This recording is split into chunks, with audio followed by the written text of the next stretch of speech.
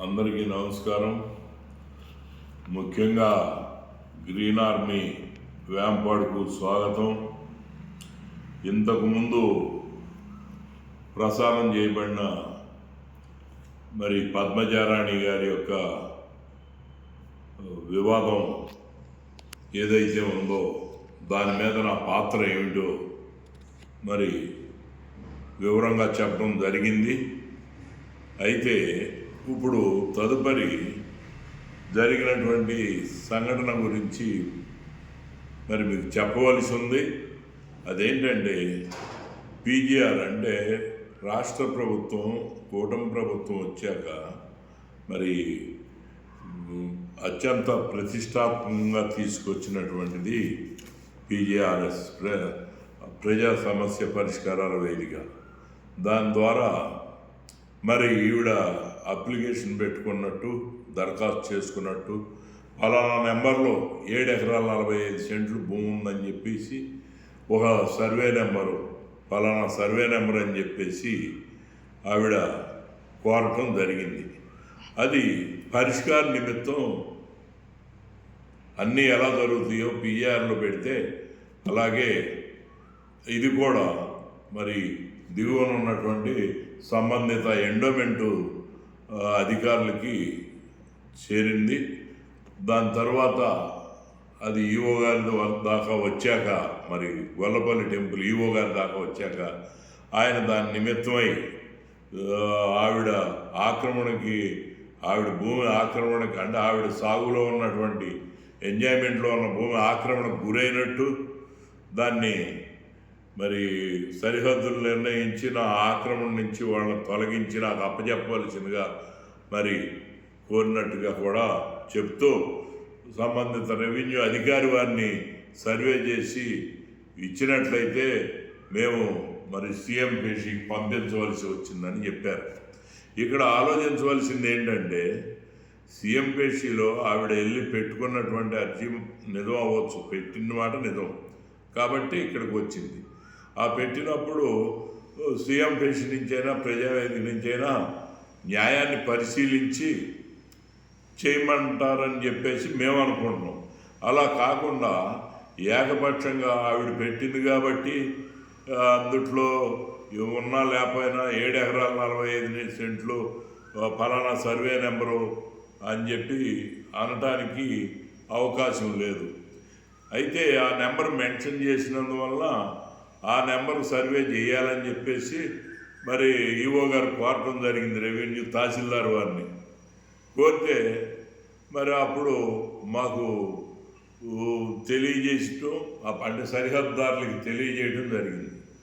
చేసినప్పుడు ఆ భూమి యొక్క సర్వే నెంబరు చేయాల్సినటువంటి అవసరం లేదని తహసీల్దార్ వారికి తిరిగి సమాధానం ఇచ్చారు. ఎందుచేతనంటే 2023లోనే పూర్తిగా మీకు సర్వే చేసి ల్యాండ్ని అప్పచెప్పేసాం వేంపాడు గ్రామాన్ని. కాబట్టి మళ్ళీ కొత్తగా ఆర్ఎస్ నెంబరు ఇది దాంట్లో ఉన్నప్పుడు దానికి హద్దులు నిర్ణయించేటువంటి అవసరం లేదని చెప్పారు. దీన్ని బట్టి ఆలోచించాల్సింది ఏంటంటే ఆ నెంబరు పరిగణలో లేదు. అది ఎప్పుడో మాకు సెటిల్మెంట్ సర్వే అండ్ సెటిల్మెంట్ అధికారి వారు ఇచ్చారని చెప్పి కూడా తహసీల్దార్ గారికి రాసినటువంటి లెటర్లో ఈయన పెట్టారు. తహసీల్దార్ వారు ఇచ్చారు మాకు ఈ రికార్డు, మళ్ళీ వారు కూడా ఇచ్చారు సర్వే అండ్ సెటిల్మెంట్ అని చెప్పారు. ఇవన్నీ కూడా మేము కూడా ఆర్టీ యాక్ట్తో కోరితే మా దగ్గర ఆ సమాచారమే లేదన్నారు. అంటే అది ఒక రఫ్ బుక్, అది అమల్లోకి రాకపోవడం వల్ల, అది అమల్లోకి వచ్చి ఉంటే ఈ సమస్యలన్నీ వచ్చాయి కాదు. భూములన్నీ అమ్మకాలు కొనుగోలు యాక్సెప్ట్ అయ్యాయి, రిజిస్ట్రేషన్లు అయ్యాయి. కాబట్టి చంద్రబాబు గారు ఇచ్చిన 430 జీవోకి సంబంధించినవి. అయితే అంతకుముందు ఒక చిన్న విషయం మీకు చివరిగా చెప్తున్నా. ఈ విషయంలో అంతకుముందు చెల్ల మహేష్ అని ఆయన దగ్గర ఆయన జీవీఎస్ఆర్ సోదరు దగ్గర కొనుగోలు చేశారు భూమిని. అంతకుముందు వైసీపీ గవర్నమెంట్లో సర్వే చేయించి ఆయన భూములు ఏడబడటం జరిగింది, ఆయన ఇబ్బంది పెడటం జరిగింది. అప్పుడు జీవీఎస్ఆర్ సోదరికి ఆకలి 4 ఎకరాలు ఉంటే అది అందుట్లోకి వెళ్ళి కూర్చుంటానని కూడా ఆయన మరి గట్టిగా మాట్లాడి ఆయన డబ్బు ఇచ్చాడు కాబట్టి ఆయన మాట్లాడాడు, తప్పేం లేదు. కానీ ఎలాగో మొత్తానికి ఈ గోలంతా ఎందుకనో ఏదో ఒక వైసీపీకి చెందిన ఒక ప్రముఖుడిని పట్టుకొని ఆ దేవస్థానంలో సమీప బంధువు ఎవరో ఎంప్లాయీని పట్టుకుని ఈఓ గారితో మాట్లాడుకుని ఆయన సైడ్ అయిపోయారు. ఎలాగోలా ఆయన భూమిని ఆయన ఎక్స్టెంట్ని ఆయన కాపాడుకున్నారు. ఇప్పుడు ఆ ఎక్స్టెంట్ని వదిలేసి అంటే మొన్నో అందుట్లో ఉందని ఎడగొట్టారు, ఇప్పుడో వేరే వాళ్ళు దాంట్లోకి వస్తున్నారు. అంటే దీనంతా పరిస్థితి అర్థం చేసుకోండి. ఏదైనా 7 ఎకరాల 40 సెంట్లు అప్పచెప్పేసి అయితే ఎక్కడో చోట ఎవరో దాంట్లో ఎడగొట్టి మరి చట్టవిరుద్ధంగా అయినా ఆవిడకి అప్పచెప్పి మరి సీఎం గారి పేషీకి పంపించాలని చూడడం చాలా దారుణం.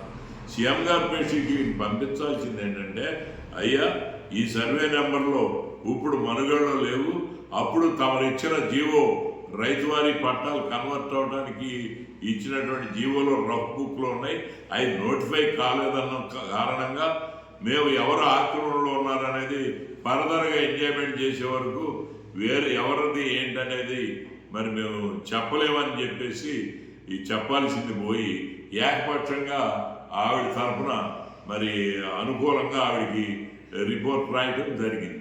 కాబట్టి ఇవన్నీ కూడా ఆలోచిస్తుంటే మరి ఈవో గారు ఓవైపు 2023 సర్వేలో మొత్తం దేవస్థానం అయిందని చెప్పి కూడా ఇదే లెటర్లో అంగీకరిస్తున్నారు, మళ్ళీ ఎప్పుడో ఉన్నటువంటి రఫ్ బుక్లో తీసుకొస్తారు. కాబట్టి దాన్ని మేమే రద్దు చేయించాం. ఆ జీవోని మీరు ఇచ్చిన జీవోని మరి మా ఎండోమెంట్ డిపార్ట్మెంట్ అప్పుడు మీరు రెవెన్యూ వారు చేసిన దాన్ని కాబట్టి ఇప్పుడు మేము చేయగలిగేది ఏమీ లేదు. తహసీల్దార్ గారు ఈయనకి ఏదైతే చెప్పాడో అదే సీఎం గారు పేషీకి వెళ్తే అప్పుడు మళ్ళీ ఎక్కడికి ఆ సీఎం పేషీ నుంచి వస్తుందో ఆ తప్పు ఎక్కడ జరిగిందో తెలిసి ఉండేది. కాబట్టి తదుపరి మరి మిగతా విషయాలు మాట్లాడదాం. నమస్కారం, సెలవు.